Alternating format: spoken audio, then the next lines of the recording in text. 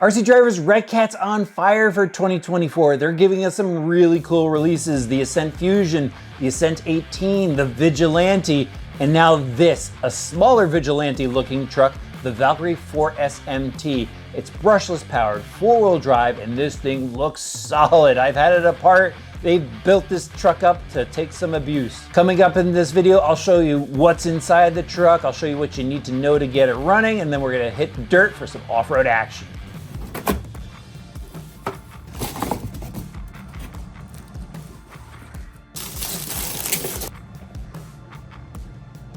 So let's start off with what you get. When you open up the box, you're gonna find the assembled truck with the electronics installed and the pre-painted red body. That's your only color option. You're also gonna find the Redcat RTX4 transmitter, 2.4 gig, digital trims on that one. You get a quick start guide, ESC manual, and some decals. That's it. What you're gonna need to get it running is, of course, 4 AA batteries for the radio system, a battery charger, and up to a 4S LiPo battery pack. I'm going with the SMC 8000 milliamp pack so I get some maximum runtime with this thing. Well, it's shaped like a brick, and it's painted like a brick, and it's as solid as a brick. This is the new Valkyrie MT, and it looks kind of familiar, doesn't it? The body shape is much similar to the Vigilante. It's got that Chevy shape to it, long bed on it, reinforcement pieces for the body clips in the front and in the rear. It also helps protect the bed along with the roll bar, and then they got the roof skids. On all 4 corners, they have these all-terrain tires that kind of remind me of Badlands. They're just more squared up. They got a foam insert on the inside, and then they have these satin chrome wheels. It's got a 17 millimeter hex. Now let's get the body off of this thing. A little bit of support on the inside. Take a good look at this platform. It is really built up. A lot of solid composite parts on it. We're gonna start off here with the front bumper. You know, this thing is really bulky looking,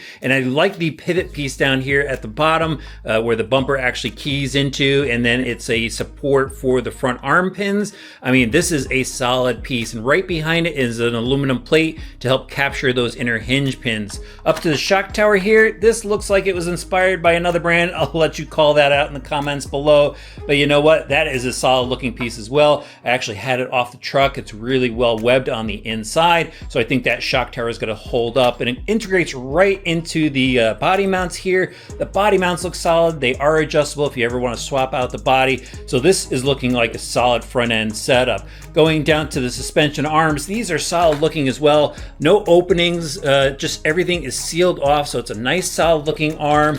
You got these large bore composite shock preload collars. We've got a shock shaft protector. Even the ball end down below, really large, and it's protected. The upper wishbone looking pretty solid. Nice caster blocks, really heavy duty looking steering knuckles. Dual shear for all the capture points on it. I like that they use 2.5 millimeter screws. Really good looking stuff. Now, the thing that I do question as I was going over this is the inner pivots. They're actually part of the chassis, and I really like these to be separate pieces in case you ever need to replace them.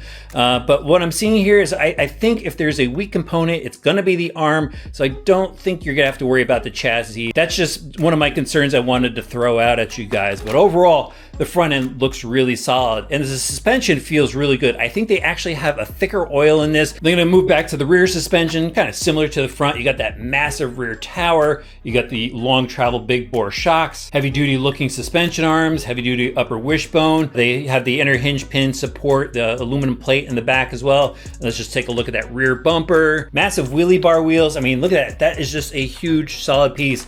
Rather than just some crossbars or something, they just made it all solid. Even that lower plate, again, look at the size of that. And then out to the rear hubs. These things are massive as well. They've got some large bearings on the inside to pull that out to check on it. They even have these little plates that help deflect any dirt from the universal. So I like that little attention to detail. Now I think we should get into the chassis. Now this is kind of a layered chassis, and it's a single piece on the bottom, unlike the Vigilante. This thing looks absolutely solid. You got some webbing on the inside. You can see the cross brace webbing up top here. There is a separate front plate and rear plate that is actually your gear case cap.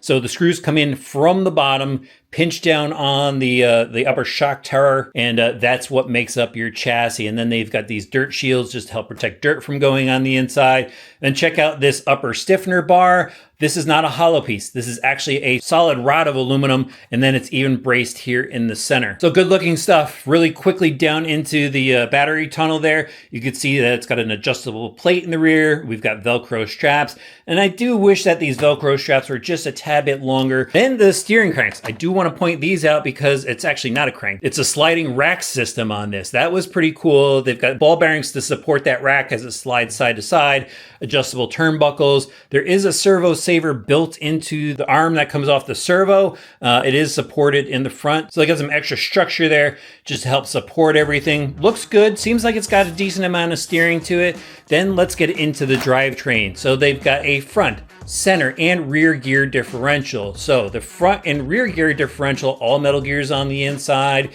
ball bearing supported, of course, and it seems like it does have nice thick oils in it. And the center diff has an aluminum cup. That's your diff that's got to heat up, and so they have a aluminum cup there, and they also have a really heavy duty fluid in there.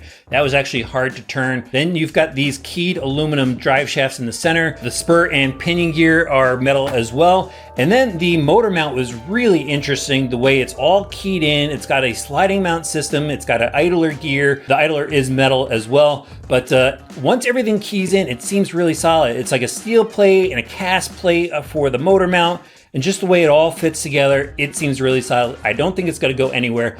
The issue I have with the drivetrain is to get to it, you got to take out a lot of screws. So you better have an electric screwdriver and some speed bits if you want to go do any maintenance. And then to send power to the wheels, they do have these composite slider drive shafts, metal universals, and a little bit of issue there with the yokes on it. I'm not quite sure how to get them off. I'm not sure how the universal came apart. So I wasn't actually able to take a rear differential apart for you because they have a screw going in through the yoke. I think that means you need to take the universal out in order to access that screw. Might just be a little bit of an issue when you're maintaining the vehicle. Then I like how the stub shafts are actually splined to the 17mm hex. You don't have any pin to worry about. It looks like a nice solid setup. I'm gonna say it again, guys, really bulky looking truck here. Now we need to get into the electronics. It has their Hexfly high torque servo in here, metal gears. Really excited to see that. What I'm more excited about is it's got a Hobbywing Max 10 speed controller, XT90 plug. The Max 10, very good speed controller. Then it's got a 1900 kV motor. It's got this heatsink on the outside, cooling fan, and then the receiver is actually tucked away under this box. 4 screws from the bottom will allow you to pull this module out if you ever need to access that receiver. This thing is looking like a true 4S beast. All right, guys, here we go. Some action time with the Valkyrie. We're just gonna send it right into the big jumps. All right, another launch for you here. Whoa, massive air.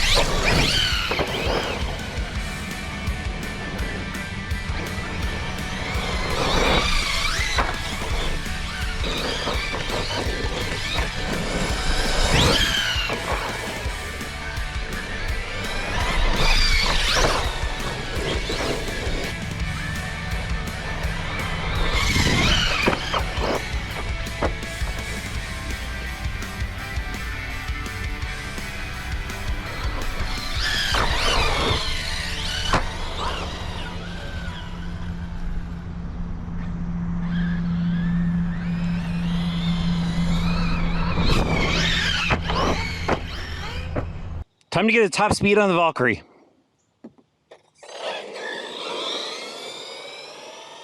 It's got a little bit of a wander to it. Sure, all the steering's filled with dirt. Spin this thing around and let's get on it. Whoa, it's got major rip. Whoa. Like serious rip. Almost uncontrollable. Wow. Redcat throwing some power into this 4S thing. All right, let's stop it. And 58 miles an hour. That was one wild ride. Okay guys, I just did a backup run and it did 59. I mean, we're flirting with 60 miles an hour here. In the beginning of this video, I call the Valkyrie a brick, and that's kind of how it drives. It drives like a brick. It's just a big solid mass with actually a lot of power behind it. And when you launch this thing, you hear a thud. When you're going around a corner, it's just this brick that's ripping up the dirt. It's a wild truck to drive, and you definitely need to drive it, have some concentration, manage your throttle. And once you do that, it's definitely a fun truck to drive. So I was having fun just sailing over the jumps, allowing it to glide. It's when I got into the big air stuff that it just gets kind of wild. The tires grow, it kind of diffs out a little bit. And if you're not squaring up on your jumps, you're just gonna be sending this thing cartwheeling. The power is just intense. I mean, a 4S truck that nearly goes 60 miles an hour, you know, when you're bashing it, a truck this size, it's a bit to manage. I like the steering on it. It definitely has a lot. Maybe it's a little bit touchy, and maybe it's because these tires are a little edgy. These had okay traction on that hard packed track. I think they're gonna like a lot loamier surface, so if that's what you're running on, these tires are definitely gonna shred dirt. The big issue with this truck is the shocks. I mean, watch this. It's got no rebound to it. I think it needs like a firmer spring and definitely a bit heavier of an oil. And once you get that combination right on it, I think the truck is gonna jump awesome. It's gonna land plush. So I like what Redcat did here. I mean, I'm even loving the body now. It's grown on me. It's a very cool looking truck. Let me know what you guys think about it in the comment section below. And of course, you can find links in the video description.